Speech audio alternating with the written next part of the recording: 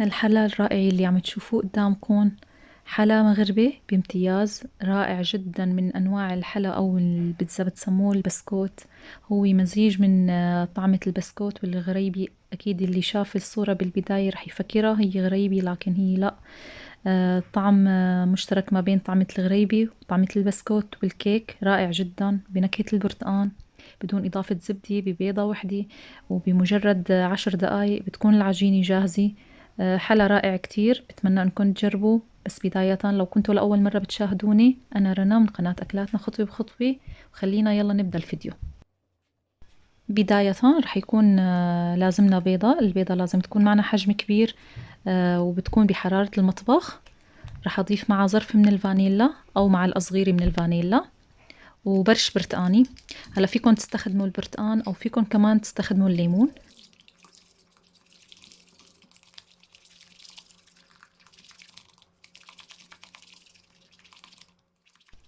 وبعدها رح أضيف 6 معالق من السكر البودرة. بإمكانكم تحطوا لو بدكم تستخدموا بنفس الطريقة بالخلاط السكر العادي. وهون ضفت 3/4 الكوب من الزيت النباتي. ورح أضيف 3 معالق من عصير البرتقال. فينا نستبدل عصير البرتقال كمان بعصير الليمون. بحركهم منيح منيح لحتى يدوب معي الخليط بشكل كامل.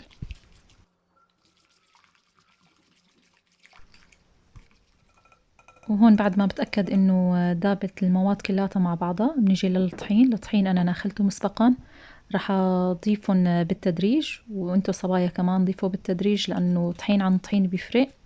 انا بداية ضفت كاسة كاملة، وبعدها راح انزل ظرفين البيكنج بودر. يمكن تلاقوا كمية البيكنج بودر كتيرة، لكن لا، لحتى نحصل على التشققات اللي شفناها بدنا نضيف ظرفين. بحركهم اول شي بالمعلقة. بقلب بداية بالمعلقة، وبعدها برجع بدي أضيف الكاسة التانية. أنا بنزل الطحين بالتدريج. كمية الطحين أنا اللي أكلت معي للعجينة 3 كاسات إلا ربع. هلأ بتشوفوا كيف. لهيك أنا عم قلتلكم نزلوا الطحين بالتدريج. ممكن تاكل معكم 3 كاسات، ممكن تاكل معكم 2.5 كاسات، حسب الطحين انتو اللي عم تقدموه. هلأ هون بعجن شوي بإيدي، ببلش أعجن بإيدي. وهون نزلت نص كاسة، وبعدها رح أضيف كمان ربع الكاسة، وصار المجموع هيك 3 كاسات إلا ربع، يعني 2.3 كاسات. بعجنهم بشكل كتير منيح لحتى أتأكد إنه تشرب معي كل الطحين. هلأ بتشوفوا كيف معنا بالفيديو، وبتصير العجينة مثل عجينة الغريبي، طرية. بهاي الطريقة تشكلت معي هاي العجينة، التمت معي كلياتها. هلأ رح أحتاج لسكر البودرة. مباشرة أنا رح أكور. بالنسبة لحجم القطعة هاي بترجع لإلكن، أنا اخترت الحجم الوسط، كورتها ورح دغري ونزلها بالسكر مثل ما عم تشوفوا قدامكم، وحطها على صينية. أنا الصينية مغطيتها بورق الزبدة. ممكن لو ما عندكم ورق زبدة تدهنوها بزيت.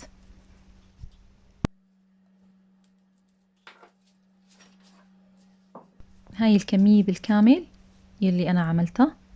أنا الكمية عملتها قليلة بس للتصوير، بس رجعت عملت كمية تاني. بالنسبة للفرن هلأ بدي أحكي، الفرن لازم يكون على درجة حرارة 180 محمى مسبقا إذا فرنك كهرباء. أما إذا فرنك نار، منشغل النار من تحت. أول ما ياخد لون معنا منشغله 5 دقايق من الأعلى. تقريبا بياخد وقت ما بين الربع ساعة من 10 دقايق إلى الربع ساعة.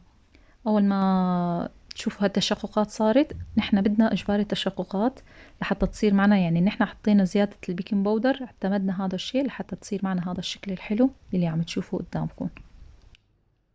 ما شاء الله، ريحة البرتقان بتاخد العقل. صارت بالبيت، لا تتخيلوا الريحة أكتر من رائعة كانت، والطعم على أرواح.